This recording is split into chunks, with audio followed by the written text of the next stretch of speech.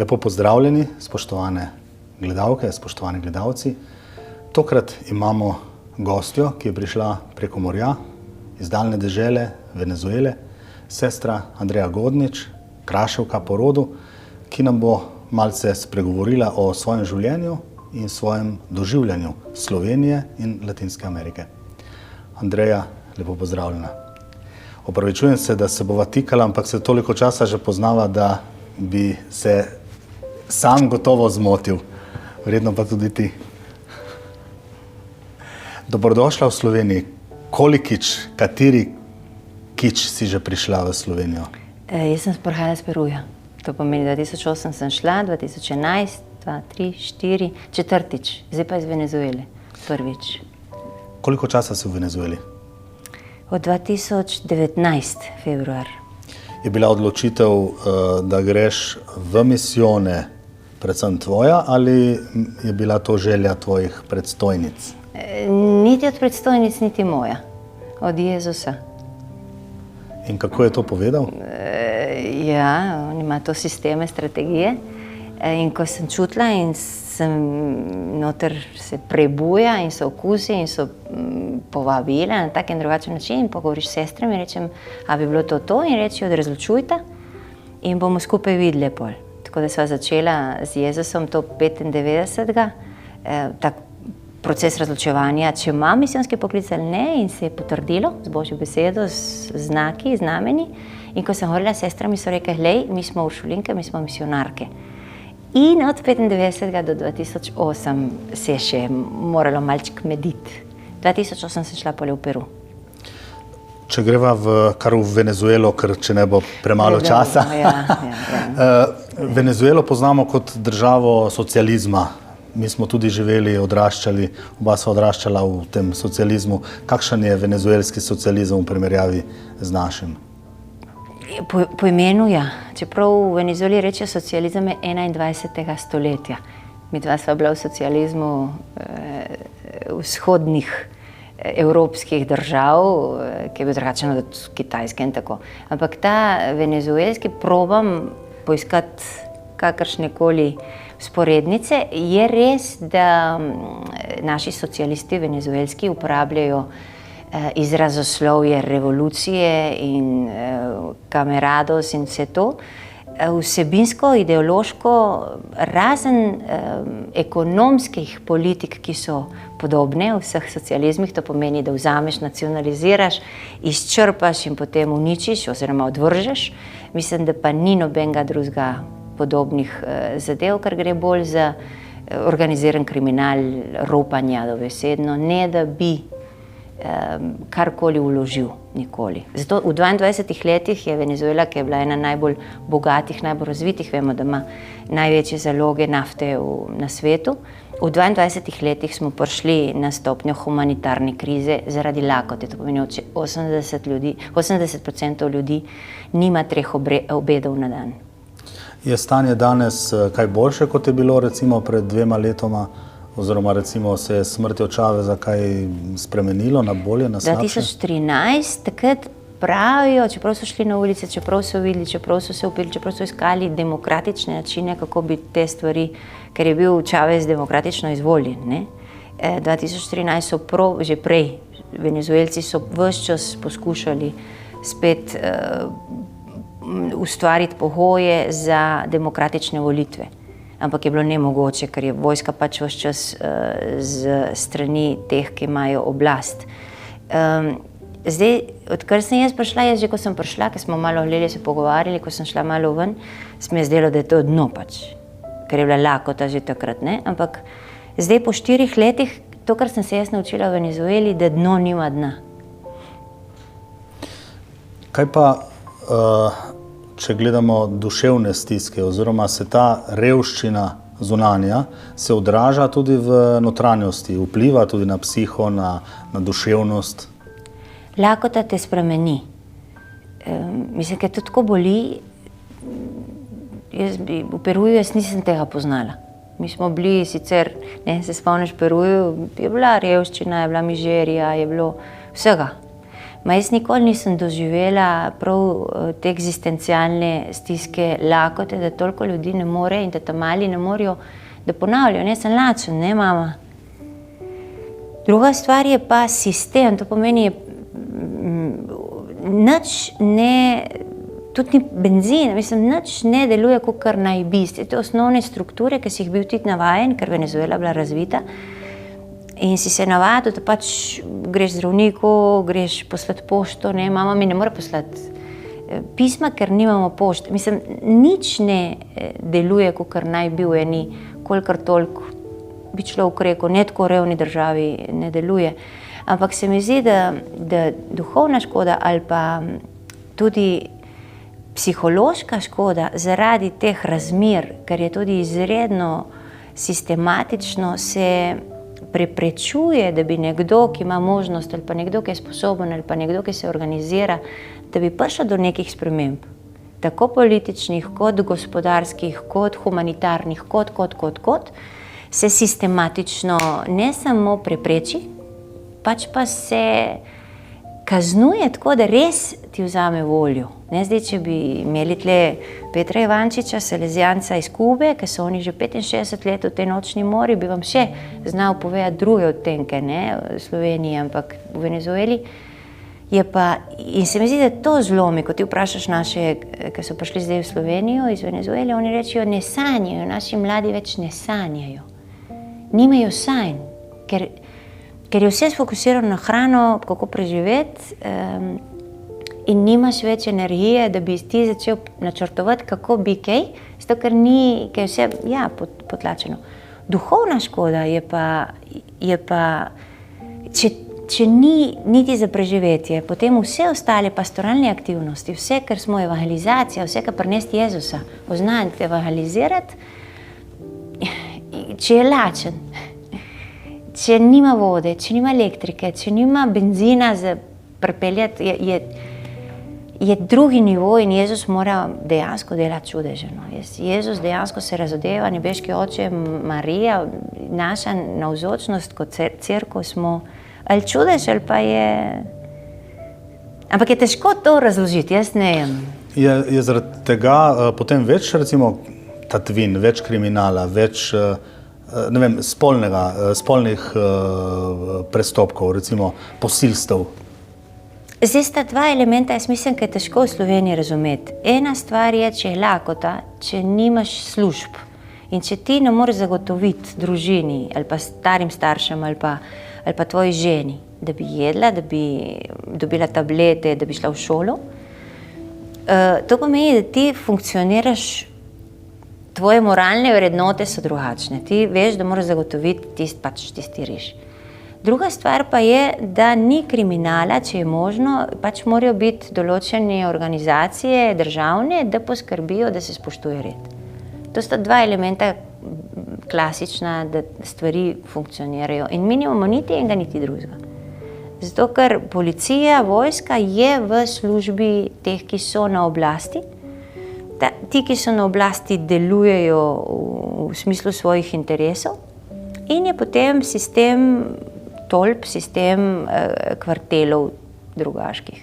To pomeni, da tudi od tistih, ki pričakuješ, da te bojo varovali, da bojo vzpostavili red, da bojo prišli in bojo pomagali, ne moreš pričakovati, se zgodi, ker so poštenjaki, ker ljudje, ki hočejo ali pa ki imajo še ta čut ali pa so kristjani in želijo. Ampak sistem pa je, da se teptane človekove pravice, da ni reda, to pomeni, da te je strah iti na ulico. In je zelo tvegano, da po 6 ne gremo, če gremo, pač jaz nisem mogla pred 2 leti dosti iti okoli, tudi dobro, potem je bila pandemija. Ampak je ta občutek, da nisi varen, kamorkoli greš, tudi tisti, ki imajo 6 skolt okoli, mislim. So ti ugrabitve in je nevarna država. Ne. Čeprav, če grejo naši turisti v Venezuelo in me poslušajo, rečem, pa te si sem bila zdaj poleti, veš, ko je lepo, veš, ko smo šli na Angeli, smo šli v Merido, Madede, Andreja. Venezuela ni taka, seveda ne. Zato, ker tisti, ki so na oblasti, poskrbijo, tako kot na Kubi, ko hodiš na plaže, ki uživaš na veliko in rečemo, ko je lepa Kuba in socializem je sreča, ker je to paradiž na planetu. Ne. Seveda, ker poskrbijo za to, da se vzdržuje kulisa, je toliko in toliko turizma, je toliko in toliko priliva za žepe, ki so izključno samo ena skupina. Omenjaš Paradiž. Tvoje besede, ko so zelo realne. Ne? Če ti rečeš Paradiž, ni isto, kot če nekdo drugi reče Paradiž. Če ti rečeš resno to pomeni. Kaj hočem povedati? V začetku sem omenila Jezusa. Ponavadi že o Bogu težko govorimo. Ti pa Jezusa venomer omenjaš, kot da bi bil tu z nami, kot da bi imela nek intimen odnos z njim. Ja, drugače sem nuna, sem redovnica. To pomeni, da si poročena z Jezusom. To pomeni, Kako to izgleda? to je vse. Če ni njega, moje življenje. Jaz nisem nobena humanitarka, jaz nisem hotela noben Peru in nobeno Venezuelo. Nima nobenega smisla. Da sem jaz z eno Gojanko, z eno Poljakinjo, da živim v eni karibski provinci, ki so v angleški Gvajani in v Barbadosu in razumeš, da nimamo nobene krvi med sabo in da nimamo nobenega interesa, nima nobenega smisla, če mi nismo od Jezusa. Zakaj? Zato, ker ko je on mene klical in sem pol končno, po trmasto kraško odgovorila in ti on obljubi zadeve, on vse odpove. Ampak ne on ti bo držal in midva sva 32 let, rečem jaz, ne zamenjam, ker je Bog, ker je Bogočlovek, ker ti prije zraven in ker je ljubezen in poskrbi, da ti doživiš polnost v tej predanosti z njim in še zraven, da smeš biti v njegovi ekipi, to pomeni, da ti lahko služiš, da ti lahko daš kri, da ti lahko švicaš, da ti lahko daš za ljudi, da si z ljudmi, ker on dejansko prihaja in evangelizira preko nas, preko naše človeškosti, naših mej, ampak po drugi strani, ki si dal vse, si se odpovedal vsemu, ti pa on nabije 100. Jaz rečem ne 100, 1000. Ker to je pa razkoš z njim. Zakaj? Zato, ker je druga logika, je druga dimenzija in on deluje drugače. In ker je toliko ljubezni dejansko, ne rabiš, vidiš, da ne rabiš naš drugega, ker je on center. Zakaj ne bi znala jaz to povedati v enem stavku, na kratko, da ne ga zamenjama za nič na planetu. Zdaj, to so recimo čustva. Ne vem, če sem jaz znala to razložiti. A to so bolj čustva, misliš? Ne, ampak zdaj govorimo na ravni čustev. A so to čustva? To, kar sem povedala. Da vse daš, to ni nič čustvo, da ti vse zapustiš. Ne, ampak čustveno doživljanje. Ja, kako ti si srečna z njim. Sreča je čustvo. Ja, jaz sem srečna z njim, ja. Sta si intimna? Sva si intimna, ja. Kako, eno so čustva, kaj pa spolnost? Recimo življenje celibata je... To smo pa device. Ja, to sva imela na začetku pri formaciji probleme, ker sem nekaj, tisto, kar najbolj za mojo mamo in tato je bil eden od stobrov, je bilo izpolnjenost, kot utešenost, tudi spolna in tako. In to meni ni bilo čisto jasno. To sem mislila, ok, to se odpoveš, to pomeni ne živiš aktivne spolnosti, to pomeni nisi potešen kot ženska, ne? In me je počasi, sicer mi je dal obljube, moje sestre sem videla, da živijo polno življenje, tudi če se odpoveš aktivni spolnosti. In meni ni bilo jasno, kako bomo to sfurali. In je lepo z leti, zdaj sva 32 let, doživeti, da ko ti zaobljubiš za obljubo čistosti in ne živiš aktivne spolnosti, dejansko je njegova ljubezen, ki je Bog, pride noter, ti da karizmo, da mu ne rabi po človeško izpolniti to, kar naj bi bila aktivna spolnost, to pomeni, da sta dva eno. Zato, ker je Bog in če samo odprem, me tako popolnoma izpolni kot Bog, da ta nivel, ki je nekako predstopnja izpolnjenosti v Bogu, ki je ljubezen, nekako preskočimo in asimiliramo. Ne vem, če je to zdaj, a se da to... Je to podobno, recimo, teologiji telesa? Janez Pavel II, papež, je napisal eno zanimivo knjigo o teologiji telesa in sicer, če povzamem, da je spolni odnos med možem in ženo, med moškim in žensko, je vrhunec nekega tuzemeljskega doživljanja, užitka in tako naprej, in je zato neke vrste dotik Božjega in je to največ, kar je Bog lahko dal človeku, in je to v nekem smislu lahko ali pa mora biti molitev. Torej, da je spolnost molitev, govorimo o tem. Ja, zato ker Janez Pavel proba med vsemi človeškimi izkušnji najti tisto, kar naj bi bilo najbližje, to, kar se dogaja v Bogu, ki je ljubezen. Našemu krščanskemu, katoliškemu Bogu, ki je ljubezen, ki so trije in ki so drug v drugem in doživljajo popolno izročitev in to izpopolnjenost, da bolj te briga drugi, po domači rečeno. In ko nišče in reče, dobro, tako kot se ni prvi, si tega imamo v tradiciji Cerkve za 1000 let, imamo v Svetem pismu, vidi, da je ljubezen med možem in ženo v zakramentu Svetega zakona najbližje temu, kar naj bi bila ljubezen Svete Trojice, ker sta dva. Ker ti ne moreš govoriti o ljubezni, če nista dva. In ne moreš govoriti o ljubezni, če ni moški in ženska. Govoriš o privlačnosti, o naravnanosti, ampak ne. Naša krščanska vera je, da je kompatibilnost tam, ko je drugačnost. In ko on reče, zakonska ljubezen med možem in ženo v sakramentu Svetega zakona je nekje najbližje temu, kar naj bi bilo. Ne pa, da je. Ker to, kar je Bog, je skrivnost. To mi smo tako daleč. Pri nas, pri redovnem življenju, nimamo fizičnega, kakor smeri ponavljam, aktivne spolnosti v smislu drugačnosti, ker mi se temu odpovemo zaradi ljubezni. Zato, ker nam on dejansko da karizmo. Osebno, jaz nikoli nisem čutila, da nisem nekaj izživela, da mi nekaj manjka kot ženski, zato, ker nisem nikoli imela nobenega izkustva, telesnega ali pa, ne vem, z nekim moškim. Ampak pa to, kar pa je biti v drugem, to doživeti, da si vsa v Bogu in da je on ves tvoj in da si ti njegova, gre pa v to smer. In da on, ki se mu odpreš in ima dostop do tebe, te na vseh teh ravneh popolnoma izpolni. Zato meni tako hudo, vsi ti, ki te v Sloveniji, in mi redovnice, in duhovniki, in pari zakonski, ki se tako dajo za svoje otroke, v cerkvi, v služenju ljudem in tako.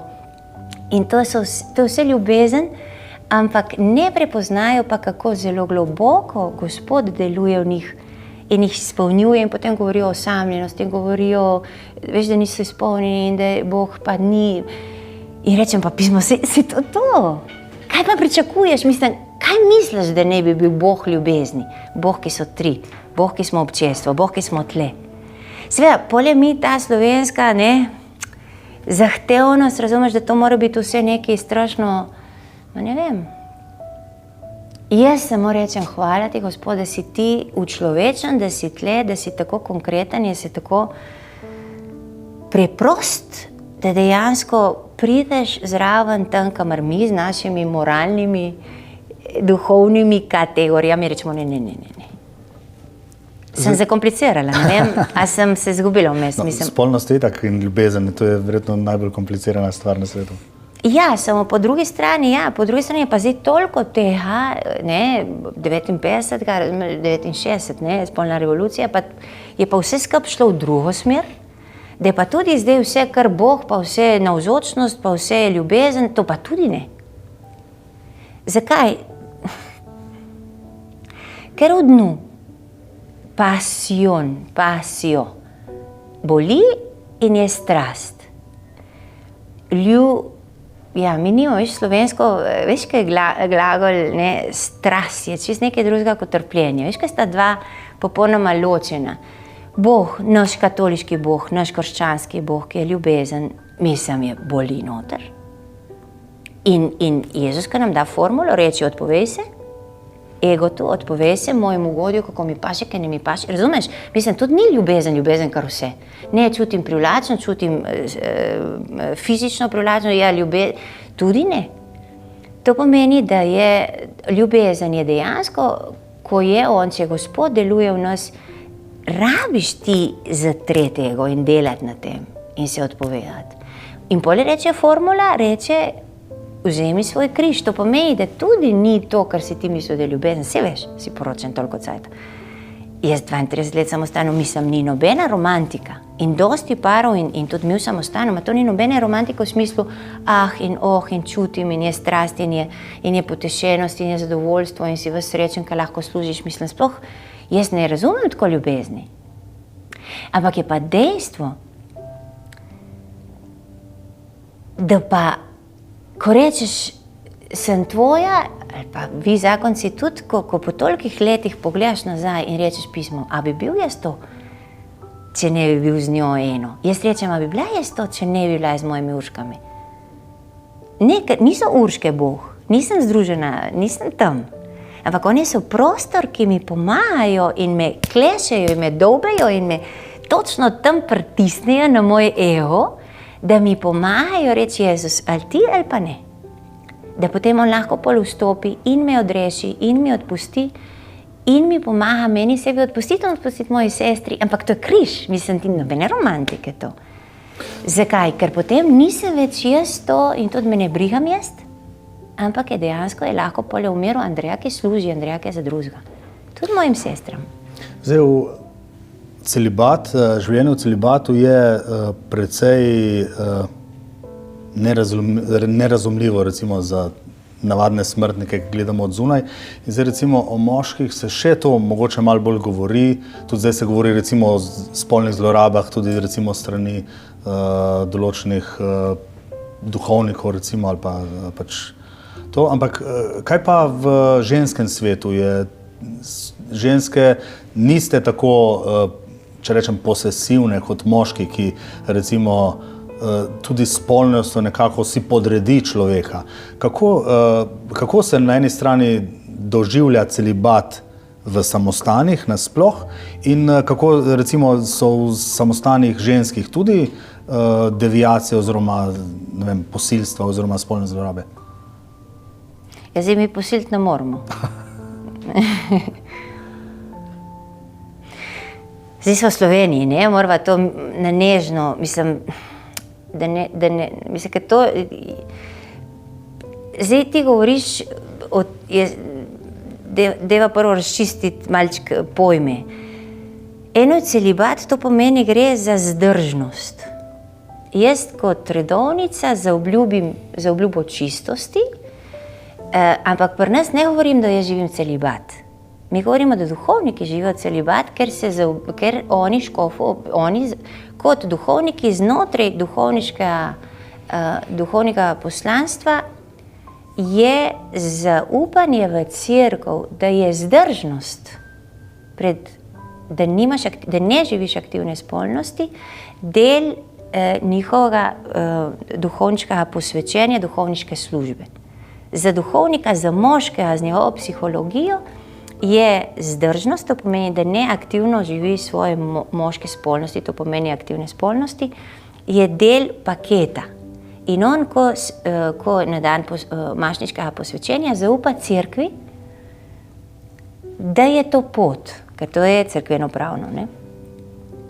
In zmeri smo zdaj tako tudi razumeli, da je duhovniško služenje tako celostno, tako intenzivno in da Jezus tako lahko tudi preko te karizme duhovnikov izpolni, da dejansko je to del paketa. Mi kot redovnice živimo zdržnost, jaz ne živim aktivne spolnosti, ampak ne govorimo pa o celibatu, pač pa o zaobljubi čistosti. Ker smo mi psihologija ženska in tudi redovniki, ki nimajo zaobljube za se posvetiti Jezusu, pač pa imajo zaobljube, kakor mi tri zaobljube, pa zaobljubimo čistost. To pomeni, da ne samo, da jaz aktivno ne živim spolnosti, pač pa tudi jaz zavestno imam samo eno ljubezen, edinstveno. In to je Jezus. Jaz se lahko zaljubim, ker to ni znotraj moje kontrole. Ne moram pa jaz gojiti zaljubljenosti v moškega, pa hkrati biti od Jezusa, ker to me bo peljalo prej ali slej v drugo. To je vprašanje je bilo, ok, celibat, kaj pa samostan, kako pa vse to, kar je v paketu, kar zdaj slišimo in kar se zdaj počasi odpira, tudi hvala Bogu, da se odpira, ker to je navzoče pri nas, to je naš greh cerkve, to nam papež Frančišek pomaga, tudi že prej Benedikt in tako, Zato, ker se zdaj znajdemo v drugi družbi, zato, ker zdaj se marsikaj se spremenilo, tudi v cerkvi, tudi v družbi. In prihaja to, hvala Bogu, ti tabuji se zdaj počasi odpirajo in nas seveda vse boli, ker znamo ali pa ne znamo to pravilno voditi, da bi šli na kolena, da bi da bi prosili odpuščanje, da bi pomagali žrtvam, da bi pomagali duhovnikom, da bi pomagali tudi tem, ki smo v odgovornosti do najbolj ranljivih, ampak gre za tri, če govoriva zdaj o kršenju morale cerkvene. Gre za zlorabo avtoritete, ki je en nivo, gre za čustvene zlorabe, ki gre navadno v paketu, zato potem, da lahko pride do spolnih zlorab. To so tri popolnoma različni in psihoterapeuti in vsi, ki smo pač v spremljanju, vemo, da je treba biti zelo, zelo pozoren, ker se potem lahko tle dela več škode kot koristi. In meni je zelo hudo, ker so te teme tako boleče, ker zdaj, če tisti, ki to poslušajo in so bili vpleteni tako in drugače, to so tako globoke rane, nekdo, ki doživi zlorabo avtoritete od nekoga, ki je avtoriteta duhovna in ki ne more izreči, kar doživlja ali pa kar je ta duhovna rana še tudi drugače boleča od čustvenih zlorab, ki se dostikrat zgodijo pri nas, zato ker mi nimamo ženska psihologija, žensko telo, ženske, mi smo mame, imamo drugačne oblike uporabe druge. Če rečemo zlorabi, da ti uporabiš, zlorabiš drugega za svoj lasten ali užitek, ali čustveno potešitev, ali duhovno potešitev. Zakaj? Zato, ker če Jezus me ne izpolnjuje, če jaz ne duhovno rastem, če jaz ne pustim mojim sestram, da se v tej duhovni rasti prečiščujemo in si druga pomagamo, da se ne zgubimo na tej poti, potem bom padla. Ker jaz moram iskati kompenzacije. In te kompenzacije so lahko čast, kako smo rekli, oblast, čast in slast. Ne? 3 korenine so.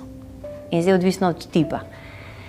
Če jaz nimam Jezusa za center, jaz ne rastem duhovno skupaj z mojimi sestrami, potem bom začela kompenzirati ali na slasti, ali na oblasti, ali na slast časti. Časti, oblasti in slasti. In v tem navadno potem uporabim drugo. Zdaj, v samostanu mi imamo starodavno prakso, monastični samostani, smo govorili o partikularnem prijateljstvu, noviciatu so nam to razložili. Zdaj, ko jaz malo bolj študiram, ali pa smo tudi, ko imamo te formacijske, da bi se dejansko pripravili na te nove izzive, na vse te nove generacije, ki prihajajo, vidiš, da dejansko to je šlo zato, da so v starodavnih samostanih poskrbeli za mehanizme, ki so zaznali, če nekdo ali zaradi naravnih nastavkov ali zaradi deviacij začnejo razvijati nastavke, ki bi šlo lahko v lezbištvo ali pa bi šlo v smislu zlorab, spolnih, čustvenih ali pa zlorab avtoritete. In so potem samostanski ritmi ali pa samostansko redovno življenje, bi človek rekel, razvili strategije, da je potem tisti, ki so odgovorni, prepoznajo in pomagajo, da se to ne zgodi. Tvoje vprašanje je bilo, a se pri vas to zgodi ali ne? Pri nas se to dogaja. Zato, ker tako kot alkoholizem, ni, da bi bili samo določen krog ali pa določen skupina ljudi ali pa samo narod ali pa določena kultura, ki je nagnjena k deviacijam, moralnim ali pa gre za transversalo, se govori. Razlika je pa samo, kako skupnosti, redovne skupnosti v formaciji ali pa v tej vzgoji nas samih kot teh, ki smo odgovorni in vseh sester v skupnosti pomagamo prepoznavati in biti zveste pravilom igre. Če to je, če je skupnost živa, če prepoznamo in če si upamo, če rastemo, potem navadno skupnost prepozna in se sooči. Če se kaj zgodi in se ne živi tega, potem so deviacije. Govorim splošno. Najlepša hvala za vse te misli in eno lepo in srečno pot nazaj v Venezuelo. Hvala lepa. Blagoslova. To je bil pogovor z sestro Andrejo Godnič. Hvala, da ste bili z nami.